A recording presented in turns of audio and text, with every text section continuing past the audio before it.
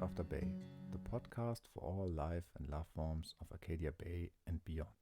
I'm your host Martin, as known as It's Me Maxine.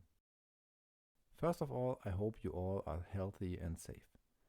This podcast is 1 week late because I was infected with COVID 19 and had to stay in quarantine and regain my strength. Thanks that you waited for it, and I hope you will enjoy it. This time I will do an interview with Tero, as known as Bard or Retrobard, about fan art and of course ask a question about his opinion on the upcoming new game Life is Strange True Colors. Fan art we will cover will range from drawings to 3D printing. And I will find out why he calls himself Retrobard. Spoiler, it has to do with nerdy computer stuff.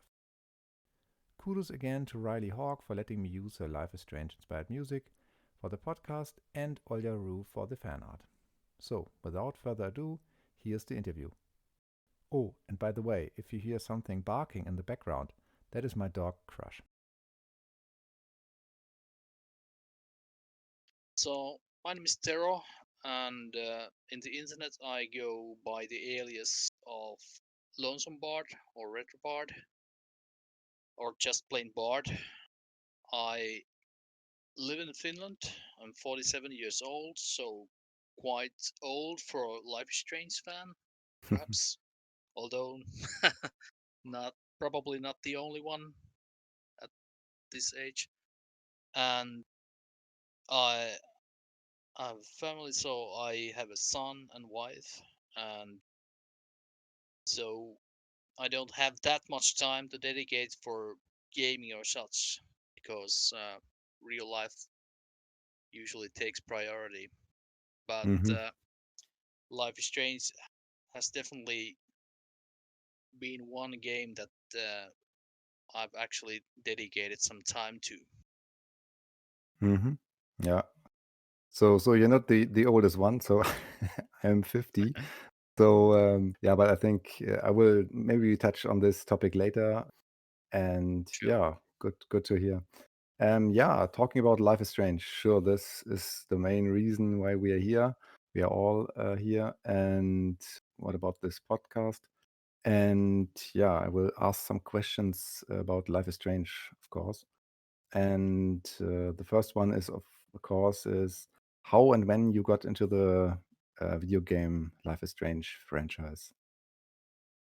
Um, the first time well, kind of got to know about it was I was reading a games magazine back Mm-hmm. in 2014, Okay.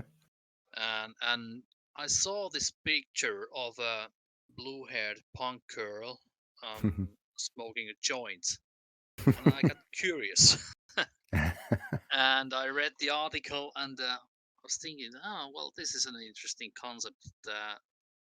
I have to look into it when it. Mm-hmm. So I guess it was around August. So I guess the game was just announced or something, and Mm-hmm. and I got interested. And I didn't get the game actually. I guess it came out already in January 2015, but I Mm-hmm. didn't get it until it was March. So Mm-hmm. close to 6 years. Okay, that is a long time. So Yeah.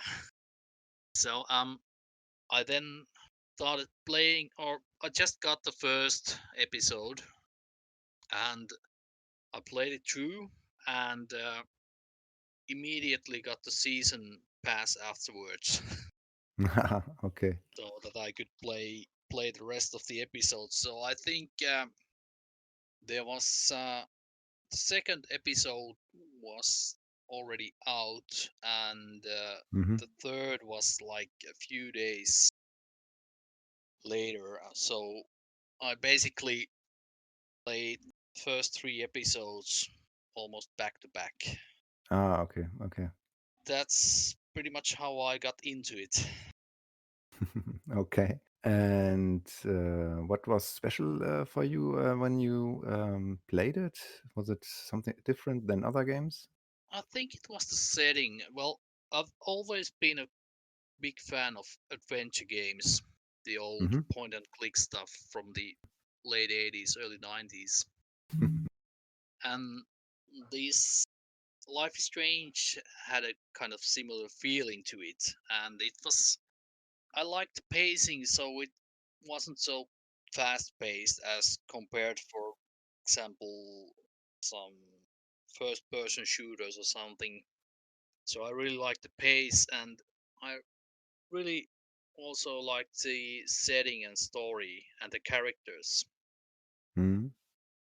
That really made it special for me. Mm-hmm. Okay. And was there a special moment or a special, some say, "Ah, okay, this game changed my life," or was there anything like that for you? Really have to say it was the endings Mm-hmm. that really got into me, or got to me. So especially the sacrifice Chloe ending. Mm-hmm. It was so touching that when I saw it, I just sat there quietly for like, I don't know, minutes. Mm-hmm. So it had a huge impact on me. As I think from a lot of people, yeah, that's correct. Yeah, Yeah, yeah. that's true. And afterwards, after playing, I'm not sure because I was getting later into the fandom. Was there already a fandom out there, or was there a community? And how did you get into that community then? The community, I think, uh, well, the Life is Strange fans community, I guess, if I remember correctly, it started uh, sometime in January 2016. Mm-hmm. Okay. I played the last episode when it came out in October 2015. So I really wasn't aware of a community at the time, Mm. but I started looking into the fan fiction that was written about it. So I went to fanfiction.net, and there was already quite a good selection of stories. And I guess that was kind of my stepping stone into the fandom. Of course, I then discovered the Life is Strange fans community, and Mm-hmm. I joined that in spring of 2016. So we will touch on fan fictions maybe little bit later. Then we can dig deeper into Sure. that. And yeah, so when you got into the community, what do you like most about the community and the fandom of the community? I would have to say it's the people. Mm-hmm. And the fandom has so diverse selection of people Mm-hmm. from with different kinds of backgrounds, and also I felt very welcomed when I joined first. Mm-hmm. Yeah, it was kind of it was welcoming and very diverse, and I found quite a lot of people that I enjoyed talking with and discussing the game. Mm-hmm. Okay, so you were mostly on the Life is Strange fans Discord server, or what? Are you on other platforms? Well, the Discord actually didn't exist at that point. So in the beginning, the Life is Strange fans had their own proprietary chat Mm-hmm. at the website. Mm-hmm. We were actually using that for discussing the game, and of course back then it was just a single channel, so everything was mishmashed into that same channel.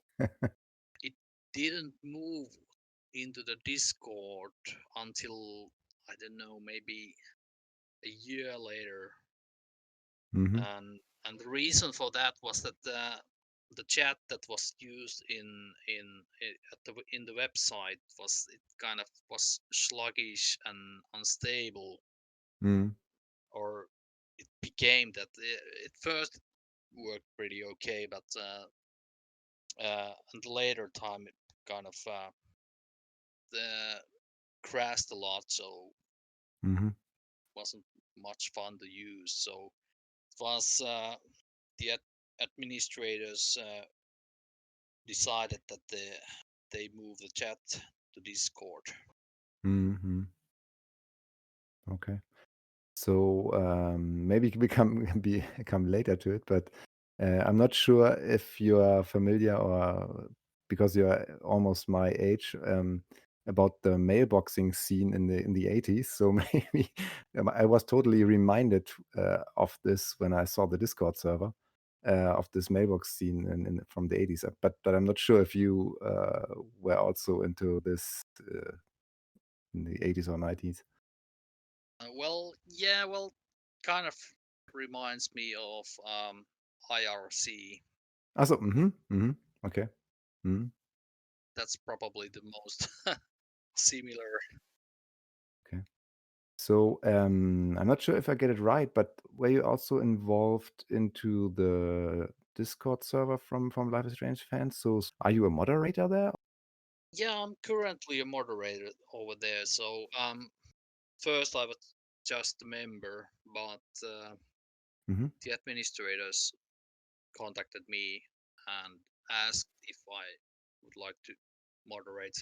I I have to admit that I don't haven't had much time to dedicate for actual moderation because, well, real life mhm, takes priority. So, but of course, if I see something that requires a moderator's attention, mhm, I'll address the issue then. mhm. When you think about the fandom, what is your main input? What you like the most? Like drawings, cosplay, fan fiction, videos? I guess it would have to be fan art and fan fiction. Mhm, That's what I like the most in the fandom. So I guess it's probably due to my age. So I I haven't I really haven't been or I'm not in that much into like cosplay or that. So that's I guess that's some kind of generation issue that the younger generation like to do, and I do appreciate all the work and effort that the people put into their cosplay costumes and Mhm, into that hobby. So I can appreciate that cause, but and that's not really my thing though. That's okay. So talking about fan art, yeah, a lot of fans express themselves in fan art, and I've seen that you also, write fan fictions and made drawings and made 3D art. Starting with drawing, how you got into drawing? Well, I guess I've been drawing pretty much all my life, although uh, there was a period when I wasn't doing it that much in my adulthood, but I guess playing the game Life is Strange kind of got me back into drawing again when I saw all the great fan art made by Mhm, all these talented people. So I thought that, well, I already had a pen display, mhm. so I thought that I actually might make some use of it. Started doing, although I when I got back into drawing, I actually started with pen and paper, but Mhm, then I thought that well, I have the display, so I just might make some use of it. Yeah, cool. Because I can't draw anything. My son is good in drawing, but for me it's very hard. Well, so I think your drawings are very good, but I am not sure if you have any website or anything because I saw some posts from your drawings, but I'm not sure if you are. Maybe you draw not a lot of stuff, but because of time restraints or anything, or did I miss anything? Do have a Deviant Art site. Ah, okay. Mm-hmm. I have an account there, and I guess most of this Life is Strange stuff that I've drawn digitally are there. Okay. But through this, I haven't had time to draw that much as I would like to. So that's again real life taking priority. Yeah, for sure. I'm not sure, but what I've seen from your drawings is that you, I think it was pictures of Victoria and Kate. So, are there any favorite settings or characters?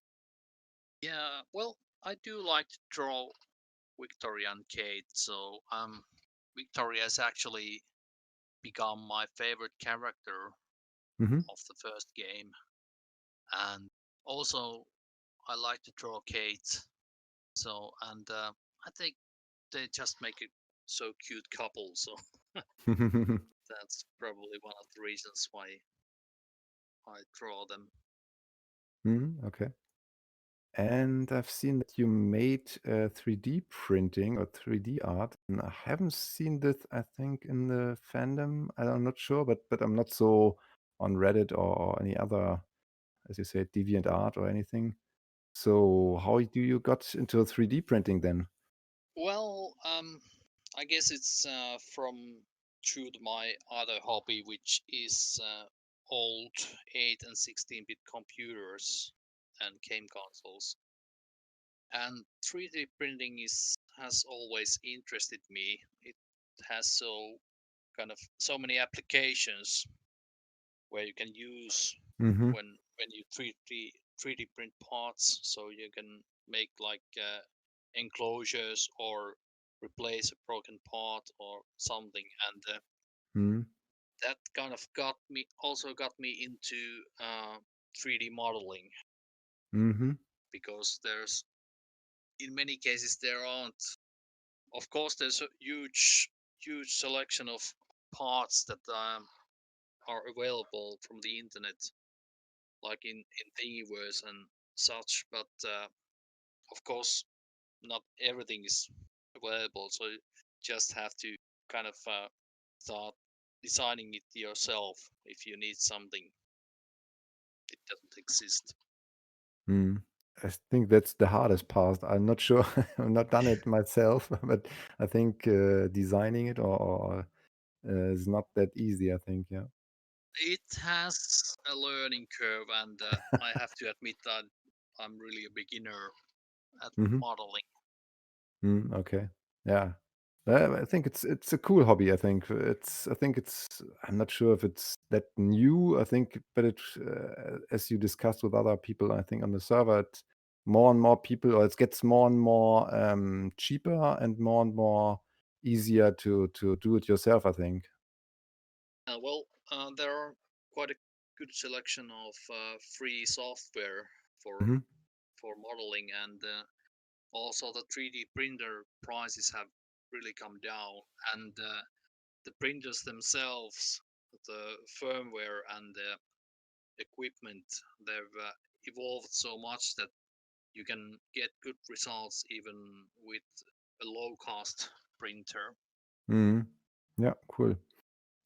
So, are there any projects ongoing in the 3D print for you? Well, currently in the project of making a joystick, uh, a classic joystick for my old computers. So I'm recycling old parts like the grip, and then I've designed a casing and some mechanical parts Mm-hmm. for the base of the joystick. Okay, then it's a good thing because I wanted to ask you some questions about retro gaming or retro computer. I think that's, as you said, it's a hobby of yours, and for sure your username is Retrobard. So I think this is also in the name itself. So you're collecting old computers for like auch also arcade or just normal computers? Well, yeah, I guess it's mainly old computers. So I think I have roughly like 20 different models at the moment. I'm really running out of space actually with those. Yeah, okay. But yeah, it's mostly Commodore Mhm. stuff, and then some UK makes like Amstrad, Sinclair, BBC, and such, and few Apple computers too. Mhm. So, but you also you're not collecting them, but you're also using them, or Yeah, I'm using them also. So I have acquired some peripherals to load games and play with them. And of course, if they're well, in many cases, old computers that they might have some issues. So I've also learned to diagnose and fix them Mhm. Yeah. in success. Yeah, I can only imagine. Yeah, that's. I think it's a hobby. It's a cool hobby, but I think a lot of time is needed. I think. Yeah, that's true. So it can take time to try to diagnose some fault in the computer, and not not always you can get them. So it's not always successful. So you just have to admit defeat. Yeah. So, okay, switching to fan fiction stories. As you said earlier, you also got into fan fictions when you got to play Life is Strange. Yeah, that's true. Although I have written fan fiction earlier, Ah. and like in the late 90s when Mhm. I guess you're familiar with the TV series Xena Warrior Princess. I'm not sure. It's a TV series that's set in ancient Greek, Mhm. and it tells about this Amazon-like warrior princess Okay. travels across the country and tries to set things right. Mhm. A companion, a younger woman, Okay. storyteller, a bard, actually, and it's about also about their relationship. Ah, okay. The series has a quite or used to have quite huge following, Mhm. and there was quite a lot of fan fiction written about it too. So that got me thinking that well, I might give it a shot, and Mhm. I've wrote a few stories which in retrospective are pretty awful. But yeah, that was my first attempt, and then when I finished playing Life is Strange and read a few stories, I thought that well, maybe I'll give it another shot. Mhm. I've now, well, in word count, I've guess I've written almost two novels worth, so little less than 300,000 words Okay. Wow. of fan fiction. Yeah, cool.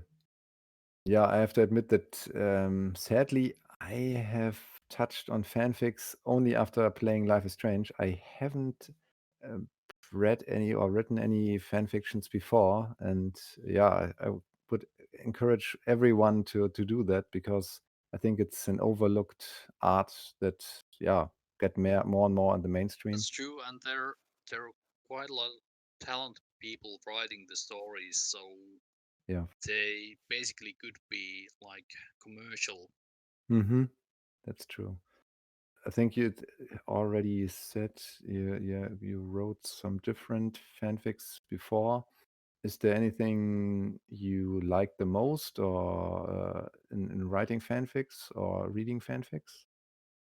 Well, I guess I always enjoy a good story that kind of sucks you in, so that you can't kind of let it go when you start reading. Mm-hmm. Mm-hmm. So I guess it's always been about a good story for me. Mm-hmm. Focusing on Life is Strange specific fan fiction stories. So I have to admit that I only read, I think, the one fanfic you we discussed about on the Discord server about the I think the one about history of maybe the family of Max Caulfield. When you think about the other stories of yours, so and writing it, is there any fanfic that stuck out the most for you when you wrote it? I guess I don't, or my in general, my stories aren't the most conventional Life is Strange fan fiction that's out there. So I guess I don't focus so much on the relationship aspect. Mm-hmm. So I always kind of try to tell a good story with a good plot and such, and then the relationship and those those things are kind of come along with the story. If I have to choose favorites from my current work, would actually it would have to be Saving Rachel Amber. Mm-hmm. Okay. So that's, well, it's a finished story. So Do you any contact in the writers community or to the writers community, or are you just writing your style and that's it? basically, I'm a member in at fanfiction.net, and then archive our of our own. Mm-hmm. So I'm a member in both of those communities, but and I do get some feedback from my stories, and Mm-hmm. I try to respond to them to my best ability. Mm-hmm. But otherwise, besides the list Life is Strange Discord or Life is Strange fans Discord, Mm-hmm. I don't get involved with the writers community. So Mm-hmm. Mm-hmm. it's mostly just writing. Mm-hmm. When writing, do you think there are any limitations in the fan art of fan fiction writing, or are there any no-goes for you? Well, limitations. Well, I guess in regards of writing, the language barrier is always Mm-hmm. a limiting factor. So Yeah. my writing isn't that kind of rich that it could be if I was a native speaker. But I try to do my homework or to do research about so that if there's some a specific idiom that you must use, so for a certain situation that I'm writing, so I try to look into those so that it would come out more kind of rich Mm-hmm. in content. If I were to write in Finnish, I'd probably it's then it would then be an original piece of work Mm-hmm. rather than fan fiction. If I ever decided to write a novel or something. If it's okay with you, I would ask you or would throw a critical eye on Life is Strange on some aspect of it.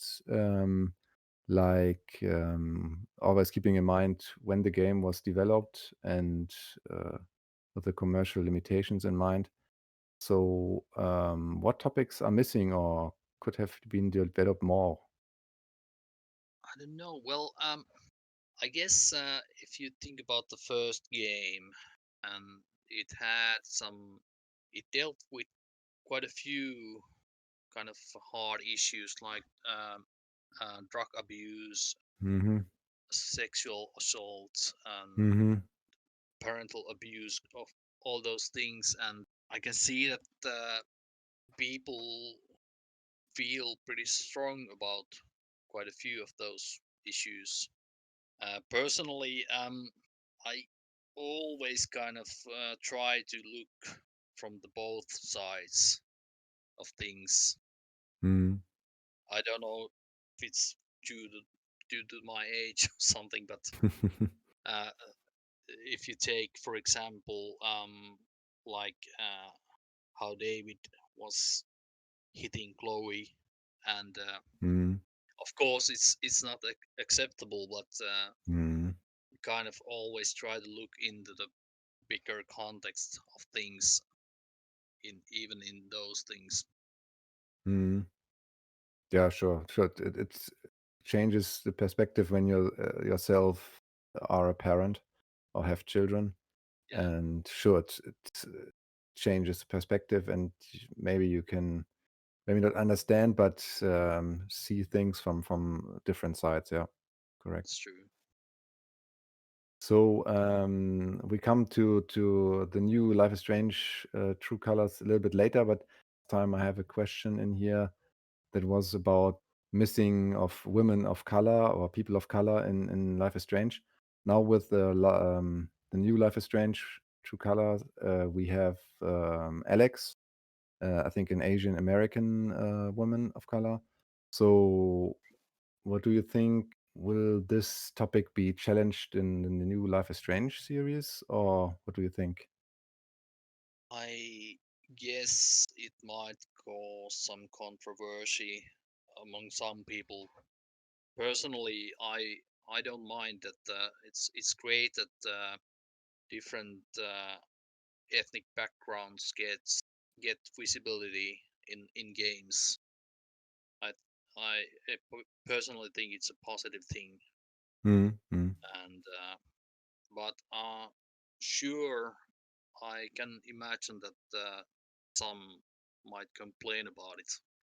mm, But you can, well, I guess in general in game development that you never can please everybody.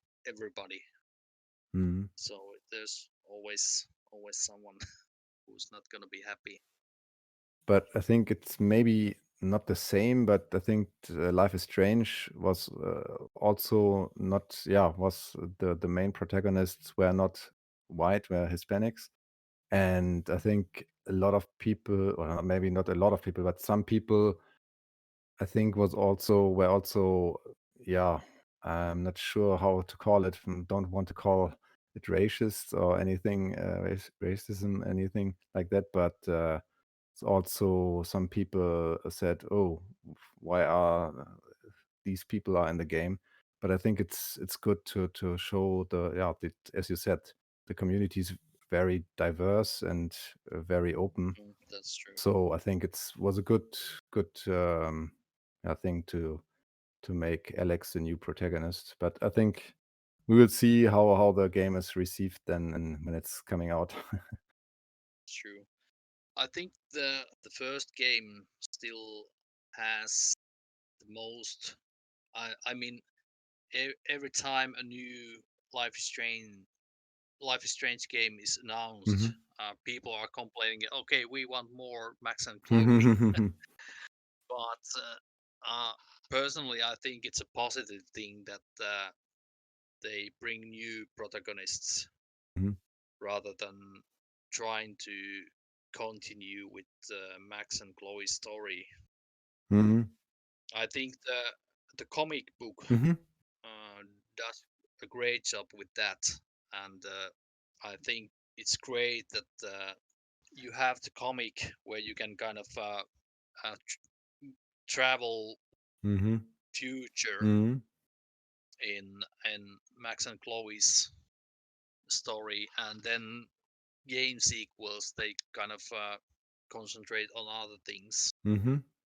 Yeah, I think also the comics do a great job of complementing the original Life is Strange, and also we have, I think, not so far with the comics, but I think Rachel Amber is also part of the comics, so a lot of fans like that also, I think.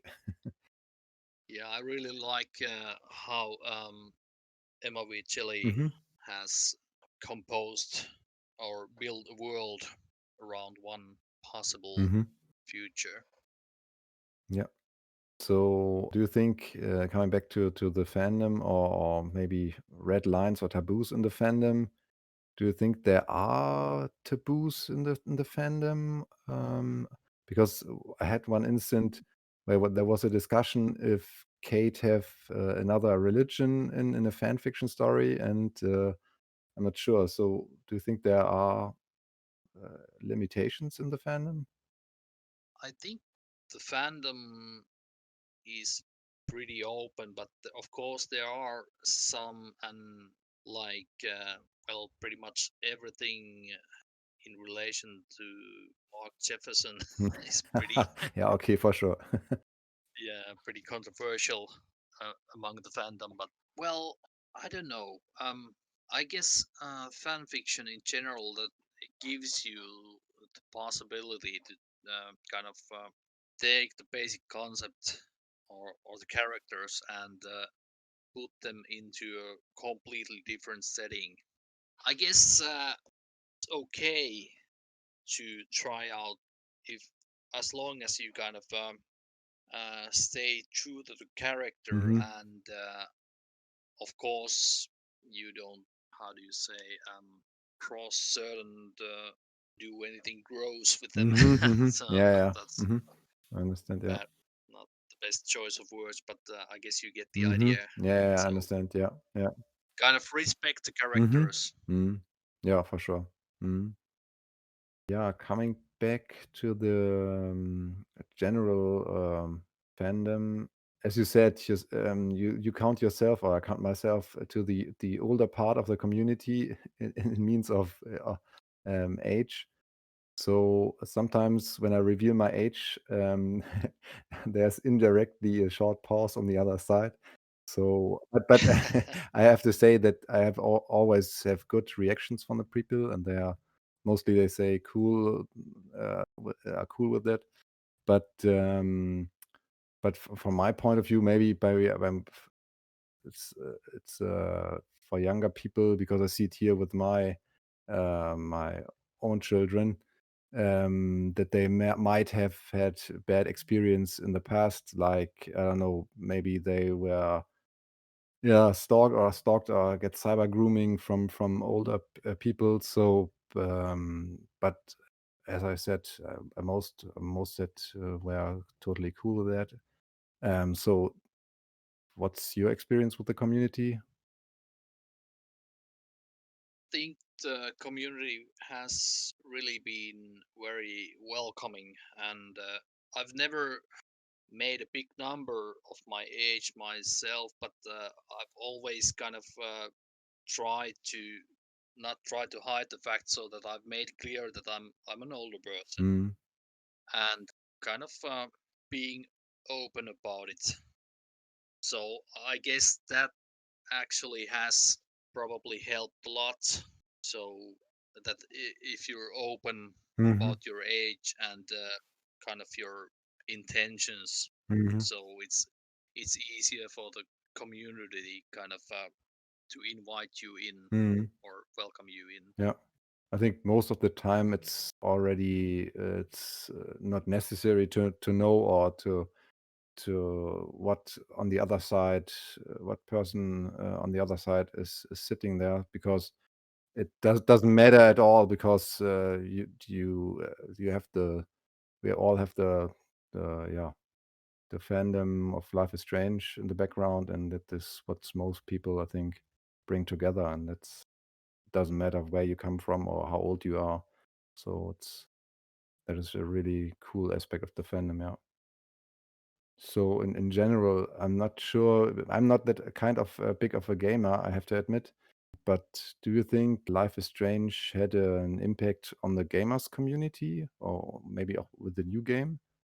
I think Life is Strange certainly had a big impact on some of the gamers. So it really has gathered a really big following, Mm-hmm. and personally, it's the best game I've ever played in my life, and I've played a few games. Okay. So I don't think any game will surpass that impact that Life is Strange had on me. Mm-hmm. Yeah, what I found interesting is that I think a lot of maybe it's also a stereotype, but I think a lot of women or female people are playing Life is Strange or playing game or like to play games like that. But on the other hand, a lot of people like myself, I think, also like to play these games, even if I'm male, because it's, as you said, it's slow paced. That's not stereotypic shooter game, so you can concentrate on other aspects of the game. So I think it's also why Life is Strange is also so famous or changed the gamer community in that aspect, I think. Yeah. True, and I think Life is Strange is for the gamers who enjoy a good story. Mm-hmm. So that really lured me into it, and Mm-hmm. because as I said earlier, I enjoy a good story, and Life is Strange does give you that. For sure, yeah. As we talked about earlier, there's a new Life is Strange coming up in September. Life is Strange True Colors. There's also already a lot of discussion ongoing on the Discord server and I think everywhere on the internet. So, what are your expectations and what are you looking forward in the new Life is Strange True Colors? Well, I really hope that it'll give a good story, and there will be a chance to explore the world that it offers. And personally, I'm really expecting, since they brought in Steph Gingrich from Before the Storm, I'm really looking forward to interact with her. Hmm? And of course, I'm really looking forward to the remaster of the original Life is Strange game. Yeah. Okay. Okay. Yeah, I can understand that. It's for me also because I have to admit that I didn't own the original versions yet, so this is a good time for me to get the original version. So what do you think of the new version? Do you think there's only a new look or upgraded look, or do you think they will change anything? I hope that they might bring in some new content in addition to the updated graphics, but uh, I can understand if they're just Mm-hmm. going to upgrade the graphics and keep everything else same. It's still a great game, and I'm really looking forward to see how it'll look when it comes out. Yeah, for sure. Aside from Life is Strange or maybe Life is Strange related, what are your future plans and projects? I guess well, I'm in process of writing two Life is Strange fanfics. One is almost finished. There's like two chapters to go. Although I've been dealing with the writer's block for the last year. I don't know if the COVID has something to do with it. Okay. I haven't really been able to get anything written, and then I have this other story. It's also a Life is Strange set in an alternate universe, and that's roughly 50% done. Hmm? So there's like 4 chapters written and maybe 3 or 4 chapters to go. Okay. So I hope to get those finished at some point. Always drawing something. I'm actually pretty good to start illustrations, but getting them finished is is another thing. So I have a quite quite a selection of unfinished artworks. Okay. Mm. Otherwise, there are some real life projects. I'm in process of doing some renovation to our house. Okay. Mm-hmm. That actually is something that at least should take priority with my at the moment. Yeah, for sure. Okay. Yeah, fine. So we are reaching the end of the show. And is there anything you want to say to the community or give advice or anything you want to share? I guess I want to say thank you to all the wonderful people I've had the privilege to meet and get to know through the community. And you're all great, wonderful people. I guess I just want to say thank you for letting me be a part of this community. Mm-hmm. Yeah, wonderful message. Yeah. So, yeah, I think I will link some of your websites, maybe the Deviant Art webpage. And are there any other websites or any other places you can be found? So basically, at Deviant Art, I'm going by my old alias. It's Protech438. Okay. So PROTEK 438. So that's my alias or username in at Deviant Art. Then at fanfiction.net and archive of our own, you can find me by the alias of Lonesomebard. Mm-hmm. I can link that in the description. Yeah. Okay. Okay. Yeah. Then thanks, Tero, for being my interview partner and giving insight into the fandom and your view of it. And have a nice evening. Thank you for having me, and you have a great evening too. Thanks. See you. Thanks. See you. So that was the interview with Bart, and this episode will come to an end. Just a quick note for everyone that hasn't heard the news about the new upcoming Life is Strange True Colors in September from Deck 9 and Square Enix, and the new remastered version of Life is Strange and Before the Storm, coming shortly afterwards. I will put some links in the description. So I hope you are excited as me and most of the community about it.